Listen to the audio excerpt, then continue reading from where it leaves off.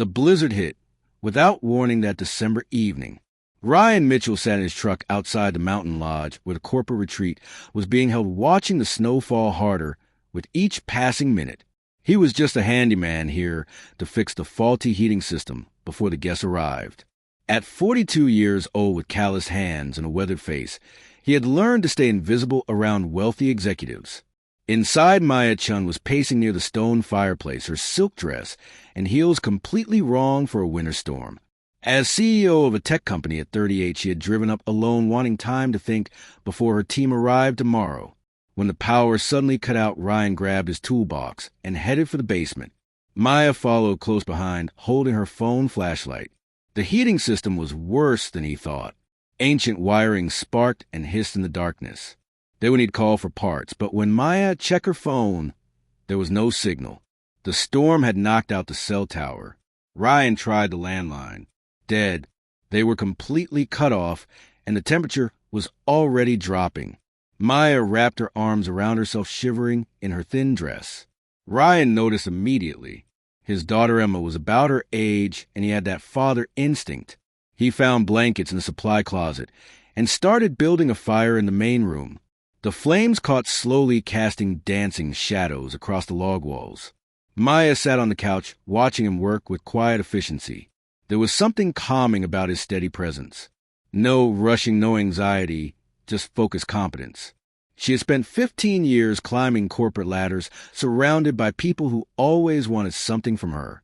This man seemed content just doing his job well. As the night grew colder, the fire was not enough. Ryan pulled the couch closer to the hearth and layered blankets over it. He planned to sleep in the chair nearby, but Maya stopped him. "Can I ask you something?" Her voice was softer now, vulnerable, in a way her boardroom voice never was. Ryan nodded, settling into the chair. "Why do you look so sad when you think no one is watching?"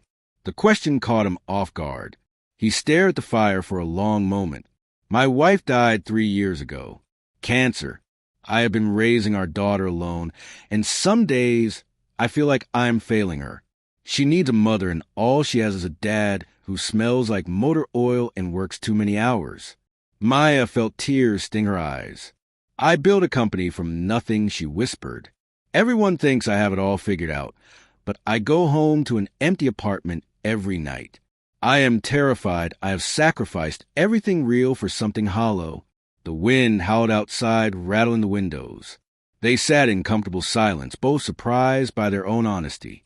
Around midnight, the temperature plummeted. Maya was shaking despite the blankets. Ryan could see her breath in the firelight. He knew hypothermia when he saw it starting.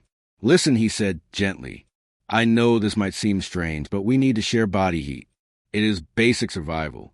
Maya looked at him and saw only genuine concern. No ulterior motives, no hidden agenda. She nodded. "Can I slip under your blanket?" Ryan moved to the couch and lifted the covers. She curled up beside him, and he wrapped his arms around her carefully, respectfully. The warmth was immediate and profound.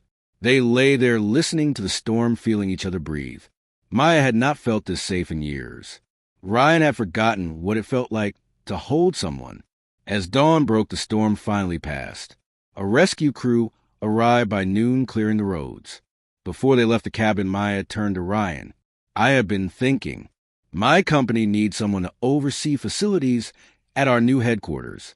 Someone who understands systems and cares about doing things right. The pay would be triple what you make now, with benefits and college fund contributions for your daughter." Ryan stared at her. "Why would you do this?" "Because last night I remembered what matters." Maya smiled, and for the first time in years it reached her eyes. "And because Emma deserves a father who comes home for dinner." 6 months later, they stood in that same cabin. This time Emma was with them, helping Ryan repair the heating system properly. Maya had learned to dress for mountain weather, and Ryan had learned that success was not the enemy of happiness. They were not rushing anything. Just two people who had found unexpected warmth in the coldest night. Sometimes fate traps you exactly where you need to be. And sometimes the person under your blanket becomes the person who helps you find your way home. If this story touched your heart, please like, share, and subscribe. Leave a comment telling us about a time when an unexpected encounter changed your perspective on life. Your stories matter, and we would love to hear them.